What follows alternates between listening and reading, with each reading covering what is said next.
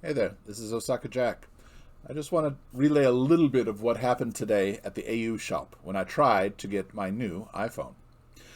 Let me be clear, I've been an AU customer for over 20 years now, and I've never had problems with the coverage. The coverage has been great, but every time I have to go into the shop for anything, it's a nightmare and a hassle, and it's just a huge headache, and I hate it. I'm currently using an iPhone 7. I got this 6 years ago. When I got it 6 years ago, when I went to the shop, I had an iPhone 4. I said I wanted to upgrade to an iPhone 7. They told me that in order to do this, I would have to show them a passport with a visa that's valid for 3 years. Well, I'm a permanent resident. Japan's given me permission to stay indefinitely. I don't use visas anymore, so I said that was impossible. So they refused to sell it to me. I had to contact the main office. They apologized. They insisted that if I would only go to the shop the next day, they would start up a conference with a bilingual assistant, and we would be able to take care of this. I did. I got the iPhone 7. The staff at the shop apologized, and I was upset but willing to move past it. So in December, I decided I wanted to upgrade to an iPhone 14. I had all the information that I needed. I went into the shop and asked if I can upgrade to this phone. They insisted they didn't have the iPhones in stock. I understand. And I would have to order it. Okay.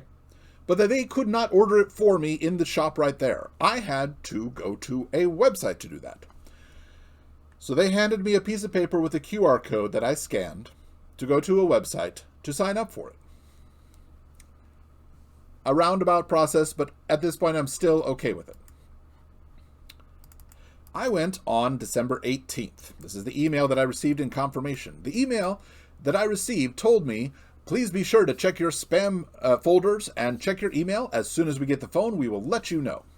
I didn't receive any further messages until January 26th, over a month away, a month difference. That's annoying.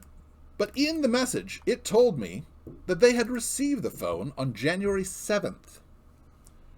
Message that I got on January 26th said they had received it on January 7th. Furthermore, here's the English translation. Furthermore, they required that I make an appointment for no more than 4 days from when they received the phone. So an email that I received on January 26th told me I had to make a reservation by January 11th. I can only go one direction in time, unfortunately, so this was impossible for me. At this point, I contacted the English helpline. The English helpline told me that they had no information about this, had no idea about it, and could not assist me, and that I had to call the shop directly. Calling the shop directly, they said English is not available, and I had to call the English helpline. A continuous circle, perfectly sealed. So, I was upset, but I still had a response. I decided to write this letter. My name, the situation up to this point.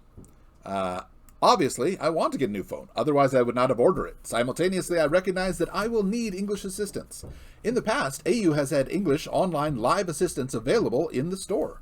That is why I am trying to make a reservation rather than show up unexpectedly.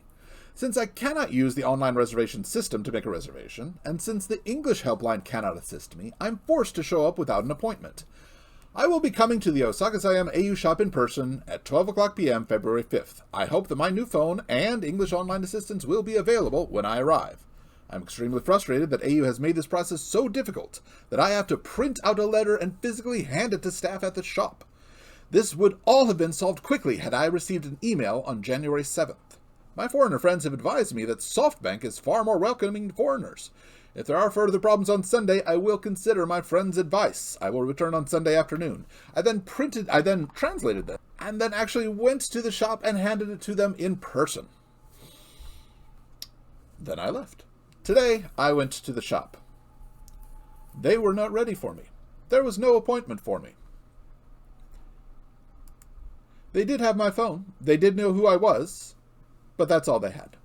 So when I sat down, I might have been able to muddle through in Japanese, but let's be honest here. This is a 4-year some odd contract that I'm signing. I want to be sure that I understand everything in it, and I know they have had, 6 years ago, English online help.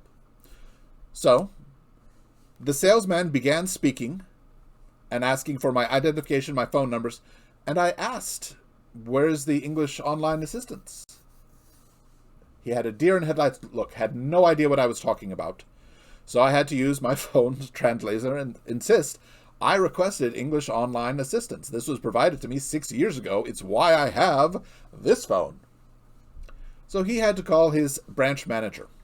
Branch manager had no idea what I was talking about.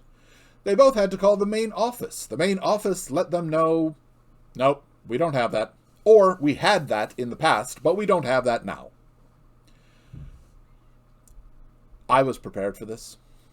I had already written out and printed out a piece of paper that essentially said, this has become far too troublesome. I want to cancel everything immediately, and I will now be going to SoftBank. So I handed it to them.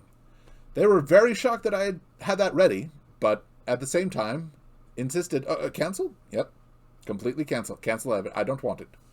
And I walked up and I left the shop. Now, for those of you who have ever been or been in Japan or heard of Japan, when I left the shop, I didn't get any goodbye. Nothing.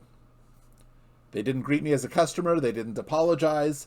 Nothing. Which is pretty indicative of AU, I would say. But for a Japanese shop to do that is mostly unheard of. Absolutely unheard of. I went to SoftBank. There's a SoftBank store very close. And I asked them if they could help me. What plans do they have? The SoftBank employee there apologized profusely, but they were very busy and asked if I could make an appointment for a different day. Fine. That's absolutely fine. I did just walk in. So, currently the plan is, on Tuesday morning, I will go into my appointment in SoftBank. I've already researched what I need to do to keep my phone number.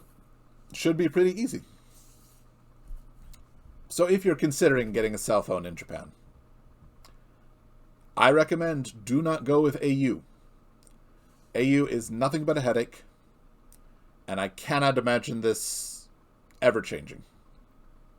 All right, rant over. Thank you very much. Go enjoy your day. Bye.